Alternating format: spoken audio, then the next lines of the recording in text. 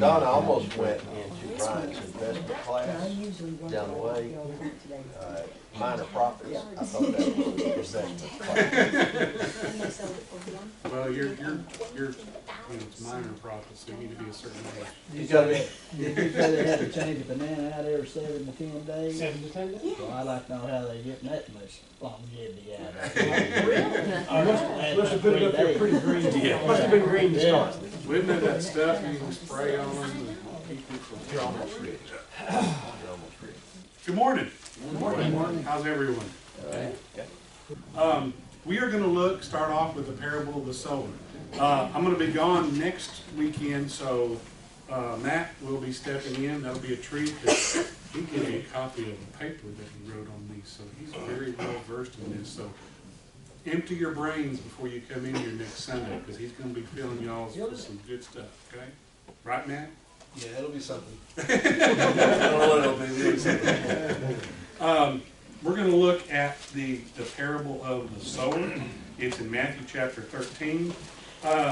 Now, the parable of the sower and the parable of the weeds are different from the other parables in that, correct me if I'm wrong, Matthew, they're the only parables that Christ explains, correct? Yeah, pretty much.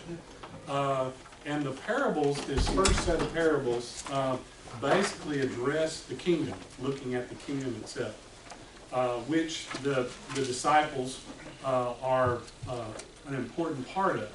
And so in these parables, to the crowds that Christ is talking to, the meaning is pretty much hidden. But he reveals it to the disciples. Now, we know that these first parables we're going to be looking at address the kingdom, the church. Why do you think it's important for the disciples to understand what Christ is talking about at this point? What's their part in this? Or what's going to be their part in it? They're going to start it. They're going to start it. They have no what's going on. Exactly. So it's very important for them to have an understanding. And it's important for us because the lessons in these parables translate to us very clearly in a lot of different ways. So I want to read the parable, and then I want to start pulling threads. I was telling Luann last night, my brain was really tired. As you know, I've talked about before, only so many penguins can fit on the iceberg. Well, my iceberg was belting and the penguins were jumping off last night because I was tired. But we were talking about the fact that, with the parables, I remember years ago, come in, plenty of room. I remember going to a class one time when I was a younger Christian, and we did on the parables, and it was, I don't know if the guy didn't spend a whole lot of time on the class, or he just felt like it explained itself, but we read the first part of the parable, we read Christ's explanation, and it was kind of like, okay, there it is, any questions? Okay, let's move on to the next one. And we're not going to do that, because I feel like there's a lot that we can kind of pull out and look at this. Okay, let's start off with verse 1, chapter 13. Now, let me go back just a little bit. Prior to that, in 12, you'll notice in verse 46, my Bible has it titled as Jesus' mother and brothers. And this is Christ addressing the crowds in his family. He says, while he was speaking to the people, behold, his mothers and his brothers stood outside asking to speak to him. But he replied to the man who told him, who is my mother? Who are my brothers? And stretching out his hand toward his disciples, he said, Here are my mother and my brothers.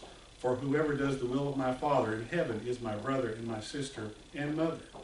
So I had a little side note in Christ is explaining his commitment to heaven, his commitment to the kingdom. And then immediately after that, he goes into parables that address that particular subject, the parable's idea of the kingdom. So let's start off with that. That same day, Jesus went out of the house and sat beside the sea. And great crowds gathered around him, so he got into a boat and sat down.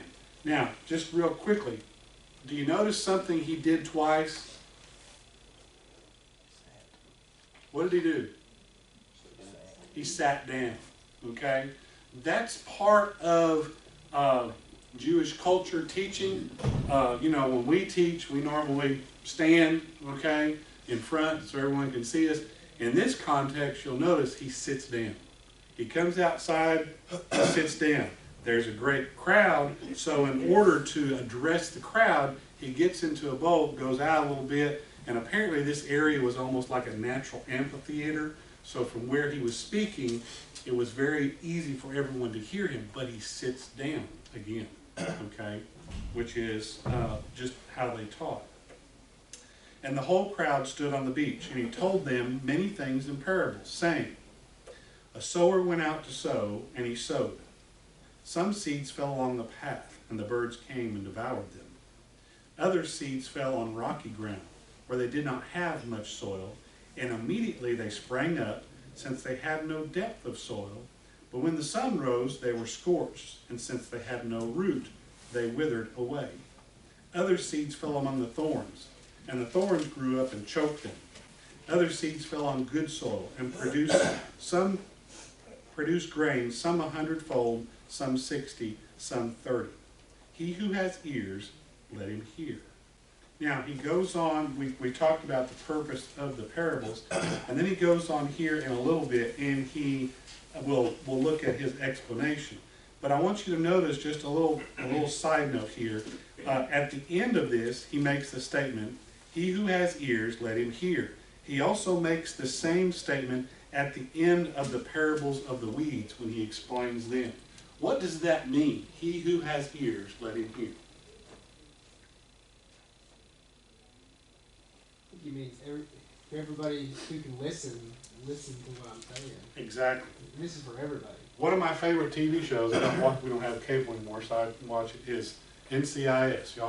Anybody watch NCIS with Jethro Gibbs? Yeah, okay. If you watch the TV show, he has what I refer to as the Gibbs slap, okay? He'll come up and pop his people up on the back of the head. And he explained in one episode, he said, a slap to the face is an insult. A pop to the back of the head is to get your attention and make sure you're listening to you. And for all intents and purposes, that's what Christ is doing. He's telling them, listen to what I'm trying to tell you, because it's important, okay? And if it's important at that point, it's important to us as well. So it's imperative for us to listen. Okay, now we're going to look at the explanation, but who are the players? What are his points here? There's what? There's the sower, right? And there's what? Seeds. Seeds. Now, does he use the word seed or seeds? Seeds. Okay. So there's many of the seeds. Then what? Soil. The soil. Okay, what kind of soil? Rocky. Okay. There was the path. It's referred to as the path. The rocky. Okay. Thorns. Birds. And then the good. And then we've got, what else? We've got the birds. What else? Thin soil. Huh? The thin soil. Okay, thin soil, that would be the rocky. You've got the Plants sun. too, the plants that came from the seed. Mm-hmm. Yeah, Thorns. the thorns, Sun. the sun.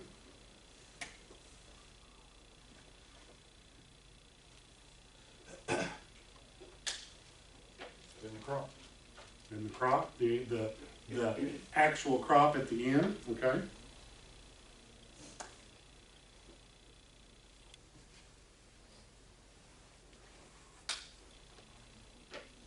Let's look at his explanation, then we're going to start pulling some threads. Now, starting in verse 18, he says, in mine it says the parable of the sower explained. And he's explaining this to whom? The disciples, okay? Because it's important for them at this point to understand what exactly is going on. Hear then the parable of the sower. When anyone hears the word of the kingdom and does not understand it, the evil one comes and snatches away what is sown in his heart, and that what was sown along the path. As for what was sown on the rocky ground, this is the one who hears the word immediately, receives it with joy, yet has no root in himself, but endures for a while, and when tribulation or persecution arises on the account of the word, immediately he falls away. As for what was sown among thorns, this is the one who hears the word, but the cares of the world and the deceitfulness of the riches choke out the word, and it proves unfruitful. As for what was sown on good soil, this is the one who hears the word and understands it. He indeed bears fruit and yields, in one case 100-fold, in another 60, and in another 30. So, let's break this down a little bit. He talks about the first, bless you, the first is the first area. Well, who's the sower? Whoever's spreading the word. Well, the word. The word, Okay. but it would be the church. Okay. Are we sowers? Yeah. So the sowers are who? Church. Christians. Christians. In this case, it's the disciples. It's specifically to them. Okay. In our case, it's us. Okay. Now we're going to break it down and look at the particular types of soil. But does the sower in this instance when I'm not a farmer, I don't have a real green thumb, but you know, we were in farmland yesterday with this hunt. You know, beautiful open fields, and of course it's fallow now with the winter. But you know, the thing is, the farmers who owned that land, they weren't sowing anything in the woods. You know, where we hunted, it was kind of like along a stream, and then on this side was an open field, on this side was an open field, and they just did a big circle. So you rotated around, and at different stations, you know, for 2 or 3 stations, you were in an open field, which was good and bad because it was like you really didn't have any excuse to miss the bird. You know, a couple, 3 points, I was in the woods, and I only had, actually, this is where I got 4 of them. It was like there was one little area right here where I could shoot, and that's all I had to concentrate on. And luckily, 4 of them went through there, and I got lucky and hit them. But guess what? They weren't sowing any seed or trying to farm in those woods. Because, why? Yeah, I mean, it's not going to grow, okay? But in this example, is the sower walking through and saying, well, I'm not going to throw any seed on that path. I'm not going to throw any, well, there's too many thorns over there. Well, the soil's kind of rocky over here. I'm just going to, where does he throw it? Everywhere. Everywhere.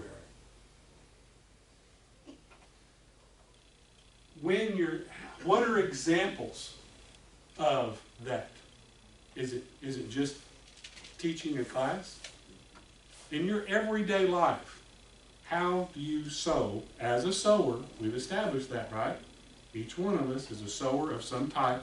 How do you sow the seeds? Give me some examples. My example.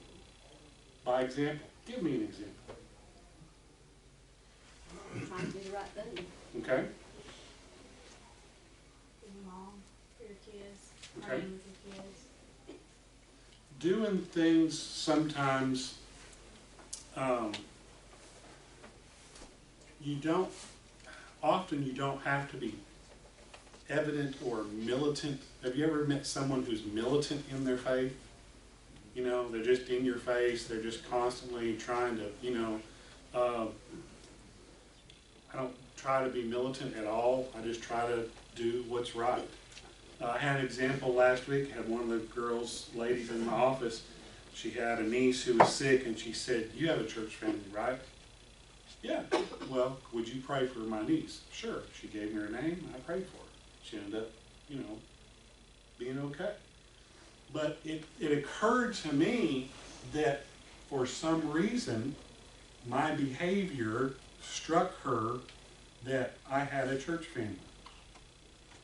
Now, I had never said anything, you know, specifically, but I do work with a large percentage of individuals who are former military and come from rough backgrounds, and so sometimes the language gets a little salty, and, you know, I don't get upset by it, I just roll with it. So what are other ways that you can sow seeds?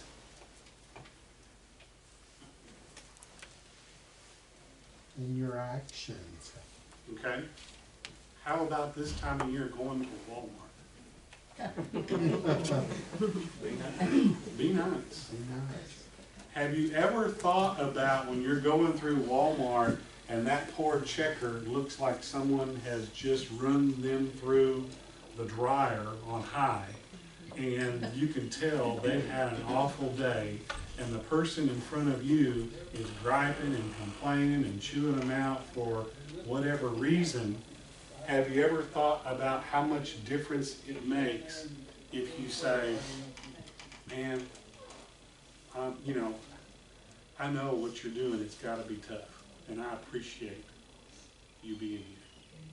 Luann did that a couple weeks ago. There was a new guy in the deli, and it was like his second day, and she told him what she wanted, and he initially didn't get it right, and the girl working back there with him, well, you stupid idiot, how, you know, just chewing him out, and just, you know, and when she walked away, Luann said, don't worry about it, you're learning, you're doing good, just cut it like this, you know, and when she got done, you could tell on his face, he felt better.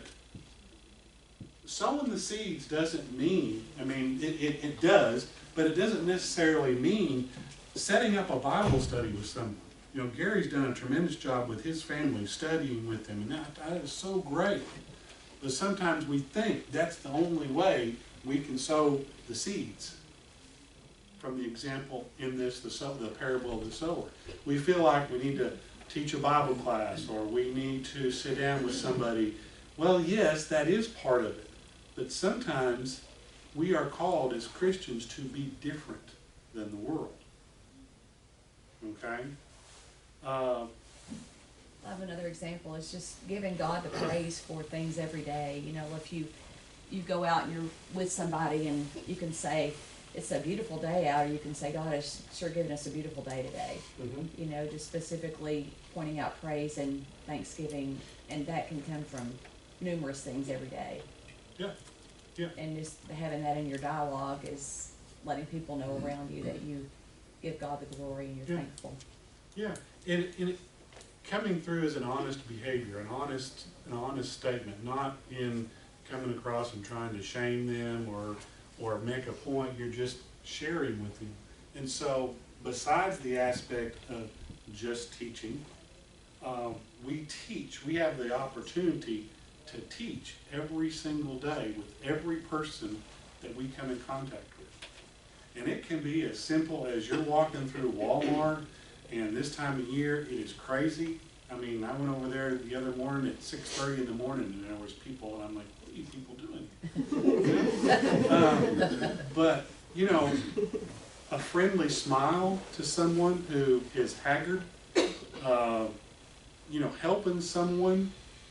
You know, have you ever, I mean, the other day there was a woman who was in the handicapped parking spot, and she had unloaded her cart, and it was obvious she didn't want to have to push her cart back to the door, and so I kind of slowed down a little bit, and sure enough, I caught her eye, and she said, would you take this cart for me? And I said, sure, not a problem.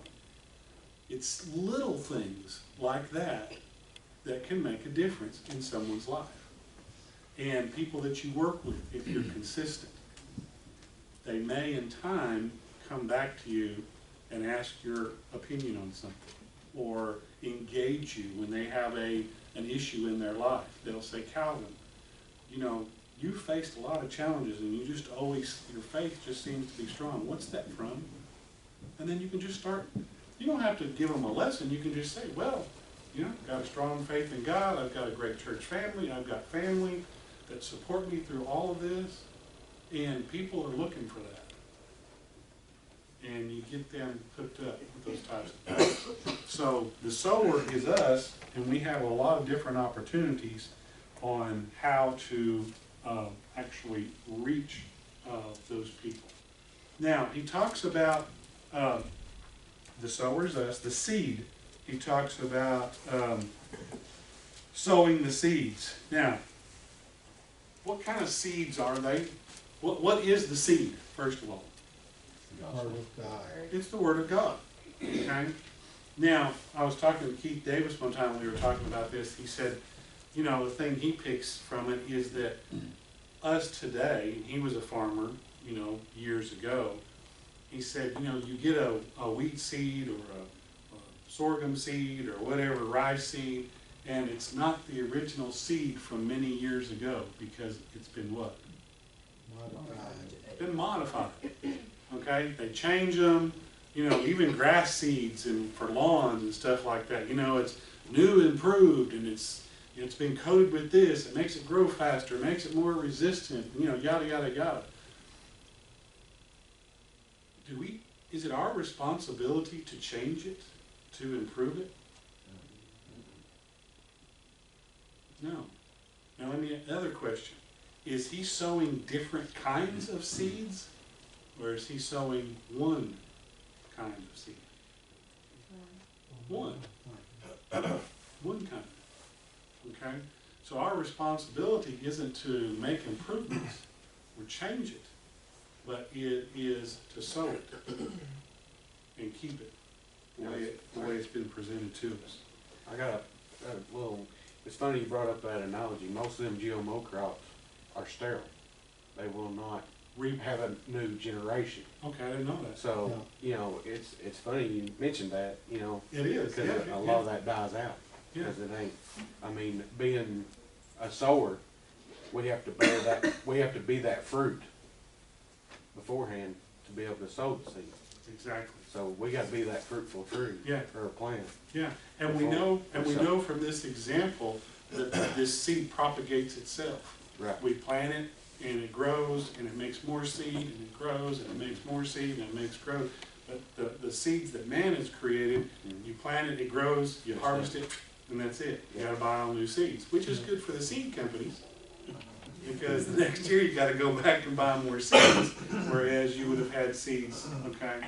And there's a big, well, I don't know how big it is, but I've read articles of seed crops now being advertised as non-GMO, did you say? Non-GMO. Yeah. What does GMO stand for? Genetically modified. Okay.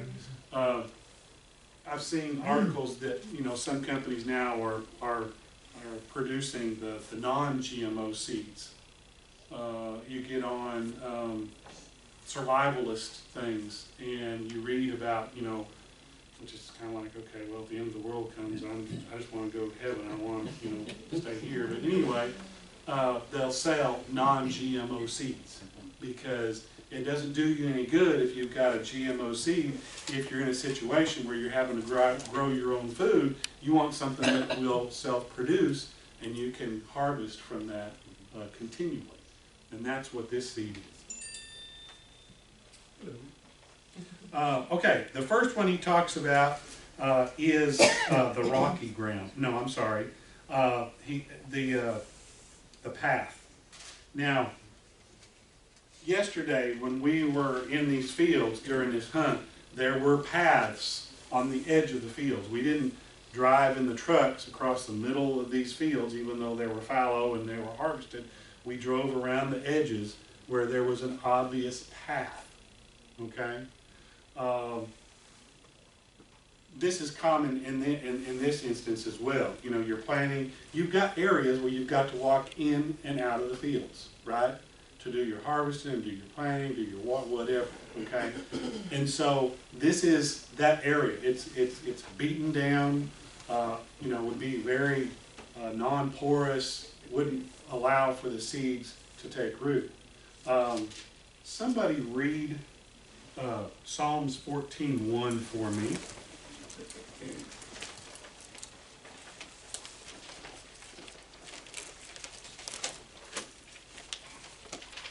The fool says in his heart, there is no God. They are corrupt, their deeds are vile. There is no one who does good. So is that person's heart open. Read it again one more time. The fool says in his heart, there is no God. They are corrupt, their deeds are vile, there is no one who does good. So this is somebody that in their heart, there is no God. They're not open. They've made their mind up. They've made their mind up. Okay? And this, he talks about, in this illustration, this path, he says, when anyone hears the word of the kingdom, he does not understand it, and the evil one comes and snatches it away. Now, that's the birds. Who is the evil one of whom he speaks? Or is often referred to as the evil. devil, Satan. Satan. Basically removing, taking it away. How has our society and our culture today hardened their hearts against God? Talking about what it means, or? Yeah, I mean, they're if you haven't, you probably will, but have you ever encountered someone who's just, they're not going to listen? Atheists. Huh? Atheists. You atheists?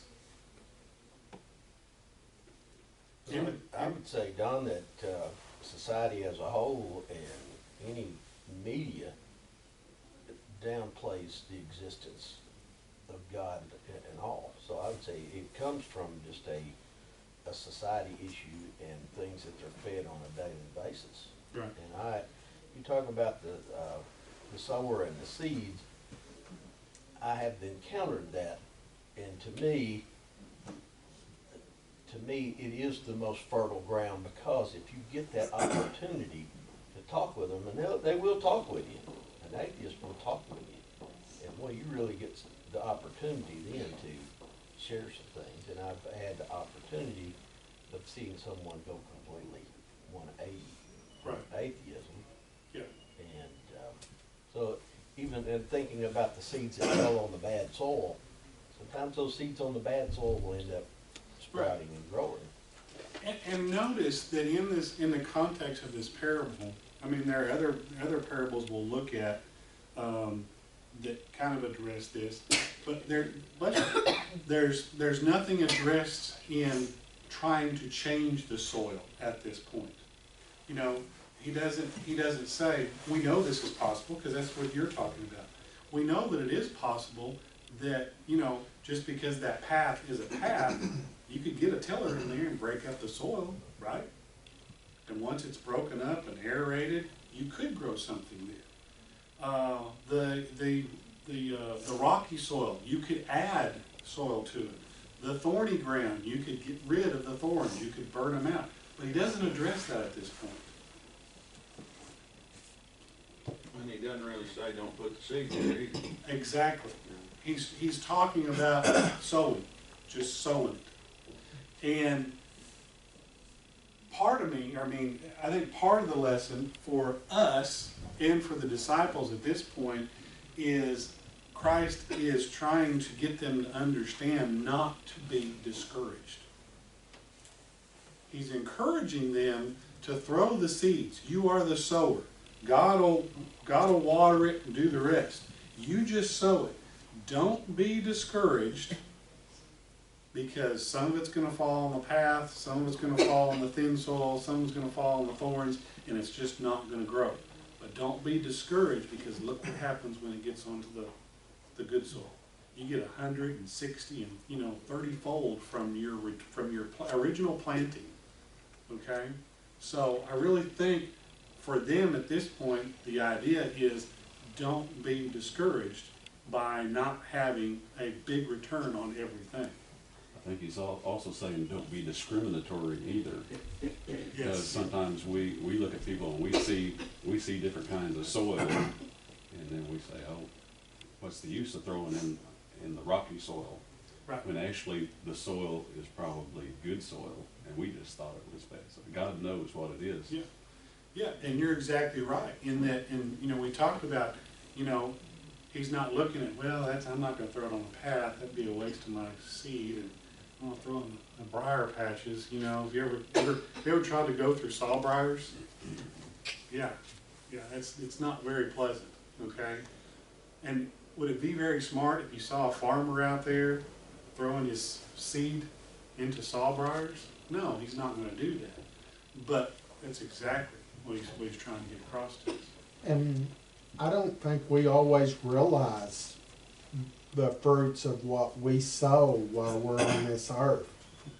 We may stop and help somebody change a tire or give them food in time of need.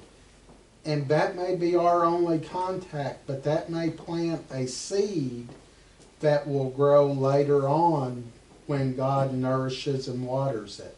Right. I don't think we always see the fruits of the seeds Yeah. we sow. I may do something that may make a person think, and then Calvin comes along and does something else, and then Matt comes along, and because of the prior contact with me and Calvin, maybe it's opened up their mind and their heart a little bit, and it gives Matt the leverage he needs to get in and actually try and address something.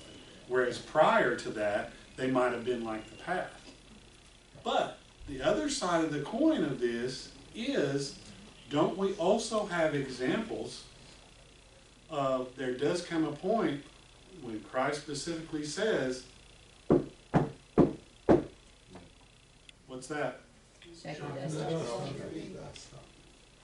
There does come a point when you have to say, okay, I've done all I can do. It's up to them. I've got to move on. I mean, you can't consistently keep throwing seed on that path thinking it's going to grow. After a while, okay, it's not going to. I need to keep throwing the seed, but I need to move on. Okay? Then he talks about, he says, and as for the seed on the rocky ground, this is the one who hears the word immediately and receives it with joy and has no root in himself. So what's an example today of that? Okay, this is somewhere where the soil is thin. Okay, so it grows quickly, but when there comes time, and it specifically talks about he hears the word immediately, yet has no root, but endures for a while. But when tribulation or persecution arises on account of the word, immediately he falls away. So what is this? What is this person? Who is this person? Somebody you convert, but you don't teach them anything. Okay. You know, they become a Christian, and that's it. So we get them in, we teach them, we baptize them, we hand them a Bible, pat them on the back, and then what? Stop nurturing them. Yeah. I think it's more that they don't have a religious background. They're not accustomed to going to church. The Christian lifestyle is unfamiliar to them, and then they just get up on it. They're not willing to. It's not that they're not being taught in this. I think it's just that they're unwilling to proceed with what it takes to be a Christian, coming to church, studying, and doing that. And that's and making a lifestyle change. It's a thin, making a lifestyle change. It's a thin, like thin soil. It's a thin effort. It's a small effort that they're making. We've all probably seen people who, when they first become a Christian, they're on fire. They want to do. They want to, contribute as long as things are going well. But as Christians, we're not guaranteed an easy life, are we? We're guaranteed the foundation of a church family and the faith and the grace of God and all of that. But it doesn't guarantee that life's going to be easy. But it does guarantee us when we have those trials and tribulations, we've got someone to fall back on. And you're right. It's that combination of they don't have a deep enough understanding of what's actually occurred. They only see that. They only see that that face that top level. It's like anything else. You see something and you think it's good, but once you start digging into it, not so much. It's not a good place. It's like if you ever tried to dig or plant something and you think, well, this is a good place to plant a tree or plant some flowers, and you dig and you get about that deep and you hit a rock. And you keep hitting rocks, and you're like, gee whiz, I guess I'm going to have to go someplace else to plant this tree. Or else try and, So that individual often doesn't have the depth of faith or understanding, and it specifically says, when tribulation or persecution arises from on account of the word, they're going to fall away. Are the disciples going to be facing tribulation and persecution? Yeah, all of them. All of them but one died unnatural deaths, right? So again, he's trying to get them to understand it's not an easy life. It won't be easy for them. We have to also try to help those that we teach, those that we embrace, so that their faith becomes deeper, that they're not on that rocky ground, so that they don't fall away from that. Now he talks about, the next one is the thorns. And he says, as for those sown on the thorns, this is the one who hears the word, but the cares of the world and the deceitfulness of riches choke out the word, and it proves unfruitful. Who is this person? What type of individual is this? Worry about worldly pleasures more than their spiritual faith. Okay. Is it limited, Luann and I were talking about this last night, is it limited only to, when we talk about this, we immediately go to, well, that's someone who allows their desire for, individual pleasures, money, drugs, whatever, to choke it out, okay? Is it limited to only that? Can this happen to someone in the church? You said something earlier. It's more like the biggest atheist is, to me, is not a big roadblock to the church, because they're not going to believe, or they're not going to believe, and they're really not going to. Yeah, it's pretty really black not and going white. to mess with people that believe that I've seen. The big roadblock to the church are the people that believe, but individualize their Christianity to their personal life. And that's what it tells me to these people. Is I believe in God, I believe in Jesus, and they'll even openly say that, but none of their fruits show that. Yeah. Yeah. And so it's just They say that, but it's indeed. It's sawbriars. Yeah. So they believe that God's real. They even believe in Jesus, but they're not willing to make any sacrifices in their lives or show me fruits. And that's what this tells me. Yeah. Like they're not going to give up their life to follow God. Yeah. Even though they believe it. They want to keep the other things. Yeah. That are occurring. This can happen within a church family. You can get burnout. You heard the term burnout? Okay? We have, I've never been in a congregation where trying to get enough teachers, especially for some of the kids' classes. You have to, that's part of, I remember the first class I taught years ago, I was scared to death. But the preacher there at, when we were in Fayetteville, basically said, how long have you been a Christian? And I told him, he said, man, it's time for you to step up. It's time for you, you need to, you're at a point, you're at this level, and the only way to add more soil to deepen your roots is to expand. My mother-in-law has always been always had a green thumb. And I remember years ago, I went and bought some flowering plants. We lived over at Westside. Went and bought them, cultivated the soil, broke up the soil, added some extra nutrients, got all the weeds and everything out of it. Went and bought these flowers, dug the holes just right, put them in the soil, covered them up, watered them, and for like 2 weeks, nothing. They didn't die, but they were still the same size when I planted them. They didn't get any bigger. And my mother-in-law was over one time. I was like, Normandie, I don't know what to do. I've done everything I can do with these plants. She said, did you cut the roots and pull them apart before you put them in the ground? No. Was I supposed to do that? She said, yeah, because if you don't, the roots just grow in on themselves and it doesn't flourish. It'll survive, but it won't flourish. I have like 20 plants. So, one Saturday I spent the whole day carefully digging them up, get a knife, do an X cut, pull them apart, make like little legs, put them down in the ground. Within 2 days, these suckers had nearly doubled in size. I mean, when I started off, they were literally this tall. Within a month, they were this tall. They ended up being giant zines. I didn't know I liked the way they looked. But they turn into huge, beautiful flowering plants. And sometimes as Christians, that's what we have to do. Teaching, sowing the seed, cuts those roots and allows us to grow and to flourish. Okay? I think it's maybe probably time. Yeah. Okay. Matt, if you'll wrap up the sower and then just go as far as you want, and then just let me know.